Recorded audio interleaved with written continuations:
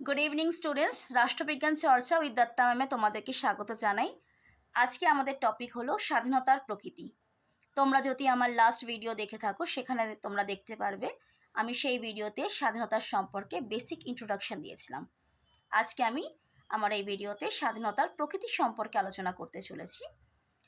স্বাধীনতার প্রকৃতি আলোচনা করতে গেলে আমরা যে বিষয়টি উঠে আসে সেটি হলো স্বাধীনতার প্রকৃতির দুটি দিক, একটি হচ্ছে নেতিবাচক দিক, অপরটি হচ্ছে ইতিবাচক দিক।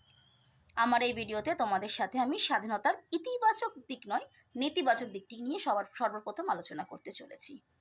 কারণ এই নেতিবাচক দিকটিতে মনে করা হয় স্বাধীনতা হলো এমন একটি বিষয় যেখানে ব্যক্তি অনিয়ন্ত্রিতভাবে যে কোনো কাজ করতে পারে, তার উপর কোনো বাধা শৃঙ্খল নেই, তাকে গোষ্ঠী বা সমাজের প্রতি কোনো দায়বদ্ধতা রাখতে হচ্ছে না, সে যা পারে তার যা মনে হয় অবাধ নিয়ন্ত্রণবিহীনভাবে সে কাজটি করতে পারবে।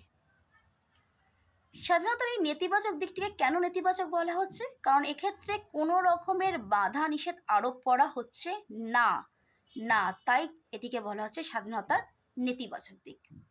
এবার জেনে নেওয়া যাক কোন কোন রাষ্ট্রবিজ্ঞানী এটিকে সমর্থন করেছেন।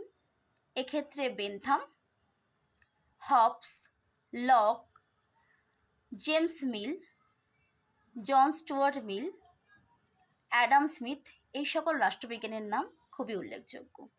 আশা করি আমার এই ভিডিও তোমাদের কাজে আসবে।